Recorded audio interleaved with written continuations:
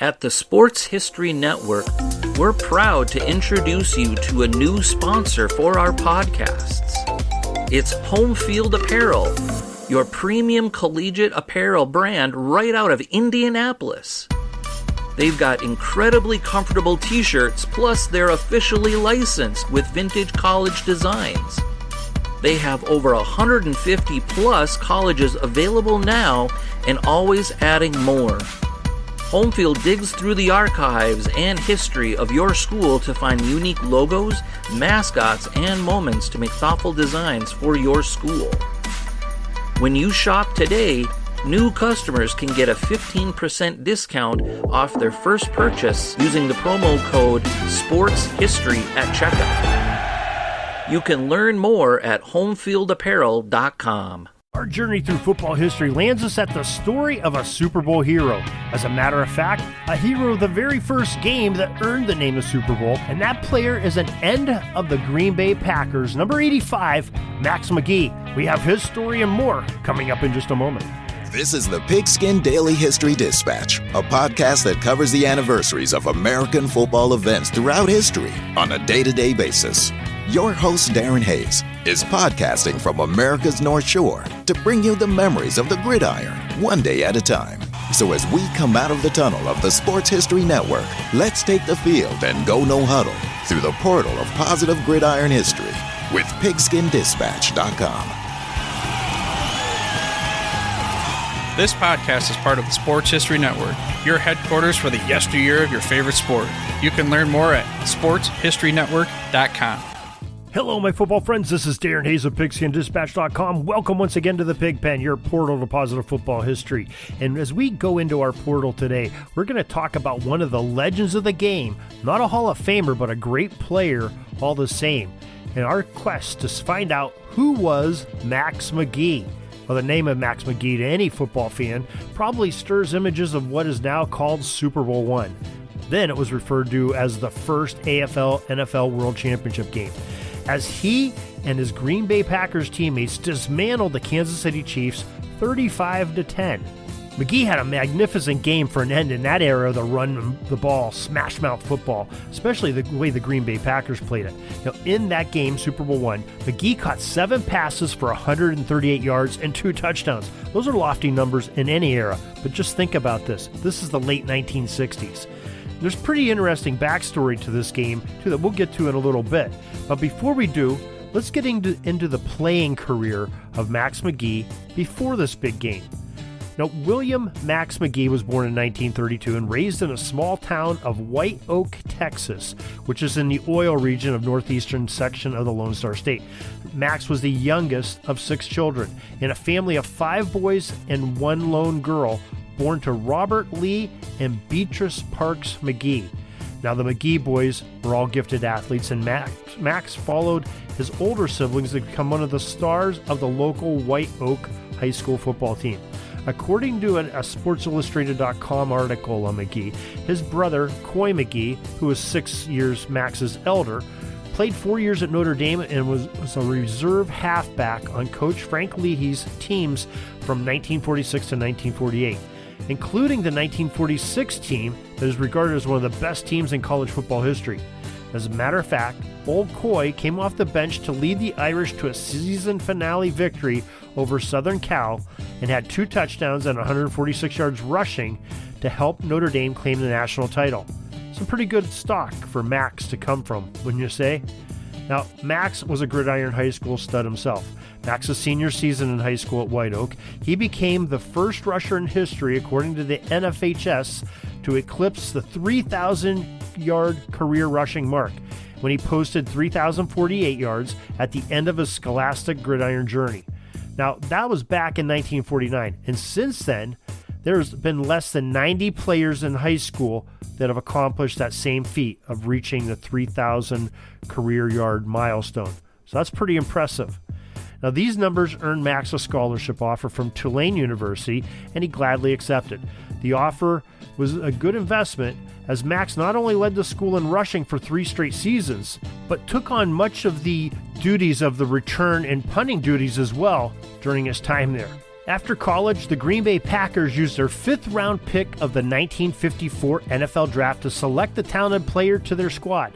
After a season with the Pack, he left the team and joined the U.S. Air Force, where he took part in their early drone flying program. And after a 2-year stint, he returned back to the NFL to play ball back in Green Bay.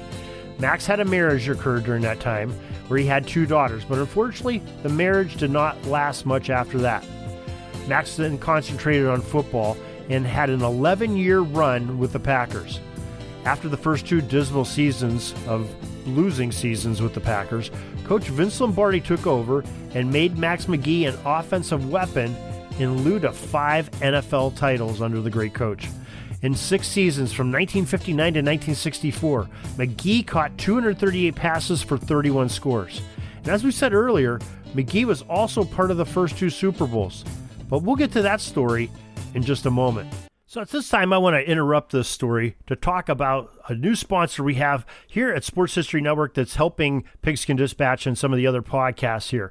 The new sponsor is Home Field, a premium collegiate apparel brand out of Indianapolis. Incredibly comfortable, officially licensed apparel with vintage college designs. There's over 150 colleges available now, and they're always adding more.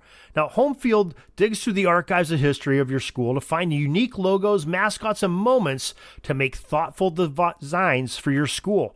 That's what their whole premise is about. It's on thoughtful. You've heard the other advertisements on the pre-roll. You've heard, Arnie Chapman talking to the owner of Home Field and their thoughtfulness. Well, let me tell you my experience. I placed an order with Home Field Apparel for a Notre Dame classic, leprechaun shirt. The leprechaun sitting there with his fists up, ready to fight. Real cool from the 1960s. They have a real nice backstory on it on their website, just like they do with most of the vintage logos that they choose. But it was vintage. It was real nice looking online. Now, not long after ordering, I got a package in the mail, opened it up, and it was like cool. It was like wrapped in sort of like a newspaper-like thing, very vintage, made me feel a little bit nostalgic, like I was back in the day, getting these presents wrapped up with this old newspaper. Open it up, there's my shirt neatly tucked in this newspaper type thing, and there's thank you cards and other little trinkets of thanks and thoughtfulness and explaining what things were going on with Home Field Apparel. It really made me feel special. And then I opened up and I took a look at the shirt, and it was more than what I expected. It exceeded my expectations. Really fantastic. The shirt quality was high. The graphics were very high, very well done. A 4-color of my Notre Dame Fighting Irish on the front of this shirt. And I wore it, and it was extremely comfortable. I've washed it and worn it multiple times, and it is probably gets more comfortable with the washes, and it feels like that comfy shirt that you just want to, sit back and watch a game on, or go out and throw the ball around out in the yard. It's a great shirt, and it's very classy looking, and I'm proud of it. And you can get yours too by getting a 15% discount by putting in the code SPORTSHISTORY at checkout at homefieldapparel.com. And you don't have to get Notre Dame. Like we said, there's 150 different schools there, and they're adding more all the time. And a lot of the schools have multiple different logos of vintage style that you can get, and they're all licensed, so your school approves of these with Home Field Apparel. So make sure you experience the same joy that I had and the same experience that I had by ordering from Home Field Apparel now. Get that 15% discount with Sports History at checkout, homefieldapparel.com. Now, they're an excellent sponsor and high-quality goods. I highly recommend them. Now, let's get back to Max Magee. And by the time the Super Bowl I had arrived, Max Magee was a little bit long in the tooth by pro standards. There was a younger, faster player named Boyd Dowler who had replaced him as the starting end of the Green Bay Packers. Now, since Magee's divorce, he had become somewhat of a playboy, often having a drink out with the fellas after a game of practice, and he was known to flirt with the young ladies as well. And even the day of the Super Bowl I, the evening, as the story goes, that Max, thinking that he would be riding the pine during the next day's game because, Dowler would be the one out there getting the glory and playing the game. So Max decided he would enjoy himself in a night out on the town. I'm talking really enjoying himself, as he met 2 flight attendants on a layover, and he partied with them all night, returning to the team hotel about 6:30 a.m. In fact, he passed the eventual most valuable player of that game, Bart Starr, in the hotel corridor as Bart was going down to breakfast and Max was rolling in to go catch a couple hours of Z's. Then he was woken up and ready to head to the team bus for the game. Now, slightly hungover, tired, a little bit lethargic, Magee went through the motions of a football player. Again, he thought he wasn't going to be playing. He was so confident that he would not play that according to a story on the sportingnews.com, the veteran end even forgot his helmet in a locker room when he came out before the game. Well, he was quickly awoken to reality when Dowler re-injured a nagging shoulder injury he had played through all year on the third play from scrimmage, and Magee was thrust into the contest. And I'm sure teammates, knowing his condition, what time he had rolled in that morning, what he had done the night before, they had to be shaking their heads by now. He even had to borrow a helmet from a teammate as he ran onto the field, and he made football history. Magee had the game of his life with those 7 receptions, 2 touchdowns, including the very first touchdown scored in Super Bowl history. He could have been named the game's most valuable player, too, had they not have given it to his quarterback, Bart Starr, who had a tremendous game himself. Now, Magee was on the roster the next season when the Packers won Super Bowl II as well. And during his illustrious career in the NFL, he caught 50 balls for touchdowns on 342 receptions and over 6,200 yards of receiving. Those are pretty strong numbers for an end in that era that he played in. And after he hung up his cleats, he still stayed pretty successful. He ended up being the co-founder of the Mexican-themed restaurant chain Chi-Chi's. I think we've all eaten there, and we know what a fiesta party that is. And I think that's part of what Max Magee was going for, and he found it. Well, he was also inducted to the Green Bay Packers Hall of Fame, up there in Green Bay, and the Louisiana Sports Hall of Fame for superior play on the gridiron while at Tulane. Pretty big honors for him. Pretty big game in Super Bowl I, and he's always going to be remembered for that great game he had. But his little secret of going out the night before, well, that makes him legendary in the macho land of men. And, we salute him for that.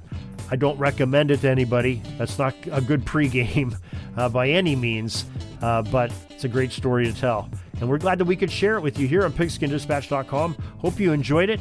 Hope you'll catch some more great history with us tomorrow as we have some more things planned for you, some more great guests, more great authors, more great experts in football history, and some more great stories of the gridiron for you to enjoy. So until tomorrow, everybody, have a great gridiron day. Peeking up at the clock, the time's running down. We're going to go into victory formation, take a knee, and let this baby run out. Thanks for joining us. We'll see you back tomorrow for the next podcast. We invite you to check out our website, PigskinDispatch.com, not only to see the daily football history, but to experience positive football with our many articles on the good people of the game, as well as our own football comic strip, Cleat Marks Comics.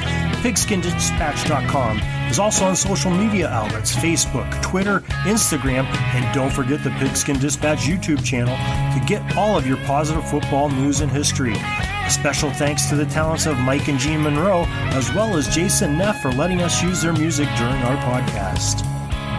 This podcast is part of the Sports History Network, your headquarters for the yesteryear of your favorite sport. You can learn more at sportshistorynetwork.com.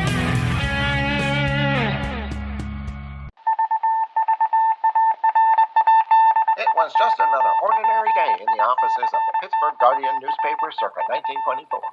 But for Marla Delft, assistant editor, everything was about to change. For she was about to discover the awesome attractiveness of Row 1 brand retro sports paraphernalia items thanks to Orville Mulligan, sports writer. And there it is. Wow, Orville, that's really the bee's knees. Isn't it just? A poster-sized replica of the actual 1909 World Series program cover. I can see that. But where did you get it? And where'd you get it framed? I ordered it from the Row 1 website, where over 6,000 items of sports memorabilia from the 1880s to the 1990s are available for reproduction, in multiple sizes and in several different materials, with over a dozen styles of frame to choose from for prints like this. Well, I'm sure Mr. Delft would love to put up more of these in the office.